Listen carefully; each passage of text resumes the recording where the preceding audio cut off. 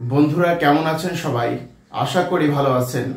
বন্ধুরা, আজকে যে প্রশ্নটি আলোচনা করব, বিভাগীয় পদোন্নতি পরীক্ষায় এএসআই থেকে সাব ইন্সপেক্টর বা সাব ইন্সপেক্টর থেকে ইন্সপেক্টরশিপ পরীক্ষায় এ ধরনের প্রশ্ন আসে। আজকে যে প্রশ্নটি আপনাদের সামনে আলোচনা করব বন্ধুরা, একটু লক্ষ্য করেন। কোন কোন অপরাধের তদন্তকালে বলা হয়েছে যে কোন কোন অপরাধের তদন্তকালে পুলিশকে আদালতের পূর্বানুমতি লইয়া বা পূর্বানুমতি গ্রহণ করিয়া কোনো কিছুর জন্য তল্লাশি চালাইতে হয়, ব্যাখ্যা করো।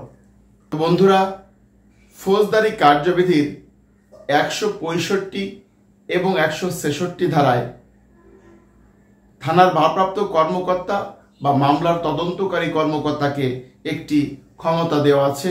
আপনারা জানেন যে ফৌজদারি কার্যবিধির 165 এবং 166 ধারা মোতাবেক থানার ভারপ্রাপ্ত কর্মকর্তা বা মামলার তদন্তকারী কর্মকর্তা তিনি তার তদন্তের সাথে সংশ্লিষ্ট কোনো বস্তু, সাক্ষ্য, আলামত যদি তার থানা এলাকার ভিতর কোথাও আছে বা অন্য কোনো থানা এলাকার ভেতর আছে তিনি জানতে পারেন, তাহলে তিনি নিজে তল্লাশি করতে পারেন বা অন্য কোনো অফিসার দ্বারা তল্লাশি করাইতে পারেন। অন্য থানা এলাকায় যদি সেই বস্তু, সাক্ষ্য, আলামতটি থাকে তাহলে সেই থানার অফিসার দ্বারাও কিন্তু তিনি তল্লাশি করতে পারেন। ফৌজদারি কার্যবিধির 165 এবং 166 ধারায় সেই কথা বলা হয়েছে। তবে এরূপ তদন্তকারী কর্মকর্তার মামলার তদন্তের সাথে সংশ্লিষ্ট কিছু বিষয় কিন্তু তিনি আদালতের অনুমতি ব্যতীত তল্লাশি করিতে পারেন না। সেই বিষয়গুলো কি? Bankers books evidence act, bankers book evidence act 1891 সাল এর সংজ্ঞা অনুযায়ী ব্যাংকের হেফাজতে রক্ষিত কোনো দলিল, তাহলে ব্যাংকের হেফাজতে রক্ষিত কোনো দলিল বা বস্তু এবং ব্যাংকের হিসাব সম্পর্কিত অর্থাৎ ব্যাংক অ্যাকাউন্ট, ব্যাংকের হিসাব সম্পর্কিত কোনো তথ্য সম্পর্কে আদালতের পূর্বানুমতি ব্যতীত তল্লাশি করা যাবে না। এটা বলা আছে ফৌজদারি কার্যবিধির 94 ক্লোজ 1 ধারা, ফৌজদারি কার্যবিধির 94 ক্লোজ 1 ধারা। আবার লক্ষ্য করেন, দায়রা জজের লিখিত পূর্বানুমতি লইয়া দণ্ডবিধির 403 অসাধুভাবে সম্পত্তি তছরূপ, 406 অপরাধজনক বিশ্বাসভঙ্গ, 408 চাকর বা ভৃত্য কর্তৃক অপরাধজনক বিশ্বাসভঙ্গ, দণ্ডবিধির 409 সরকারি কর্মচারী, ব্যাংকার, ব্যবসায়ী বা এজেন্ট কর্তৃক অপরাধজনক বিশ্বাসভঙ্গ, দণ্ডবিধির 421 হতে 424 ধারা এখানে সম্পত্তি বন্টন বা প্রবঞ্চনামূলক কোনো অপরাধের ক্ষেত্রে, এবং দণ্ডবিধির 465 হতে 477 কধারা জাল জালিয়াতির সংক্রান্তে বলা হয়েছে যদি আদালতের নথি, স্টাম্প কোনো কিছু জালিয়াতি করে বা কোনো জিনিস জালিয়াতি করে কোনো কিছু প্রণয়ন করে, এই সকল সংশ্লিষ্ট অপরাধের জন্য তদন্তের প্রয়োজনে তল্লাশি চালানো যাবে, তবে দায়রা জজের লিখিত পূর্বানুমতি লইয়া। দায়রা জজের তবে কি দায়রা জজের লিখিত পূর্বানুমতি লইয়া এই বিষয়গুলো তল্লাশি করতে পারবে। তার মামলার সাথে সংশ্লিষ্ট হলেও এই বিষয়গুলো কিন্তু তল্লাশি করতে গেলে দায়রা জজের অনুমতি লাগবে, সে কথা বলা হয়েছে। ফৌজদারি কার্যবিধির 94 ক্লোজ ক ধারা এই বিষয়টি বলা হয়েছে ফৌজদারি কার্যবিধির 94 ক্লোজ ক ধারা। ফৌজদারি কার্যবিধির 6 ধারা বলা হয়েছে ফৌজদারি আদালতের শ্রেণী বিভাগ, অর্থাৎ সুপ্রিম কোর্ট বা এই আইন ছাড়া বর্তমানে বলবৎ অন্য কোনো আইন দ্বারা গঠিত আদালত ব্যতীত বাংলাদেশে 5 প্রকারের ফৌজদারি আদালত থাকবে। একটা হচ্ছে দায়রা আদালত, মেট্রোপলিটন ম্যাজিস্ট্রেট, প্রথম শ্রেণীর ম্যাজিস্ট্রেট, দ্বিতীয় শ্রেণীর ম্যাজিস্ট্রেট এবং তৃতীয় শ্রেণীর ম্যাজিস্ট্রেট। কিন্তু বন্ধুরা 2009 সাল থেকে এই ফৌজদারি আদালতকে 2 প্রকার করা হয়েছে।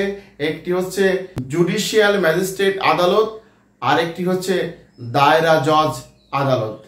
তো বন্ধুরা, এই ক্ষেত্রে দায়রা জজের লিখিত পূর্ব অনুমতি লাগবে।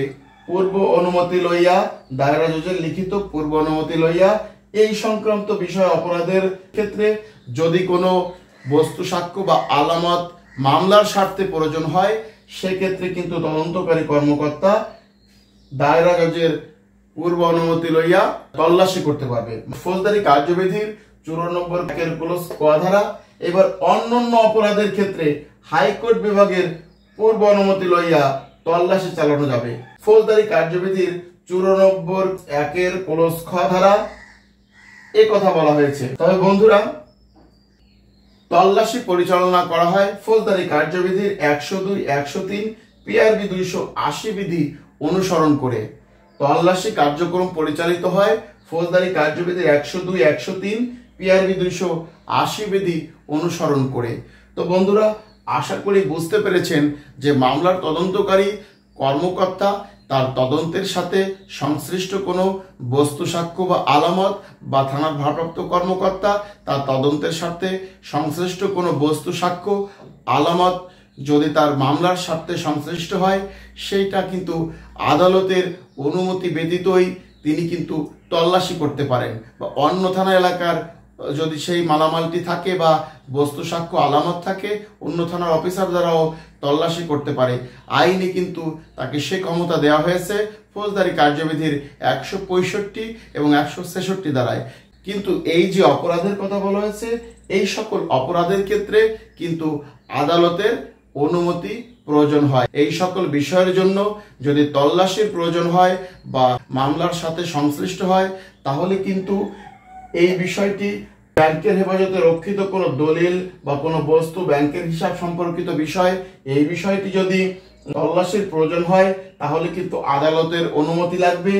আর এই যে দণ্ডবিধির 403, 406, 408 এবং 409 ধারা এবং দণ্ডবিধির 421 হতে 424 ধারা, দণ্ডবিধির 465 হতে 477 ক ধারা, এই সকল অপরাধের ক্ষেত্রে যদি কোনো মামলার সাথে সংশ্লিষ্ট কোনো বিষয় তল্লাশির প্রয়োজন হয়, সেক্ষেত্রে দায়রা জজের পূর্ব অনুমতি লইয়া এই তল্লাশিটি করতে হবে। আর অন্য ক্ষেত্রে হাইকোর্ট বিভাগের পূর্ব অনুমতি লইয়া তল্লাশি করিতে হবে, সে কথা বলা হয়েছে। বন্ধুরা, আশা করি বুঝতে পেরেছেন। প্রশ্নটি কিন্তু অত্যন্ত সুন্দর এবং গুরুত্বপূর্ণ প্রশ্ন। তো বন্ধুরা, আজকের আলোচনাটি এখানেই শেষ করছি। ভালো থাকবেন সবাই বন্ধুরা, ধন্যবাদ সবাইকে।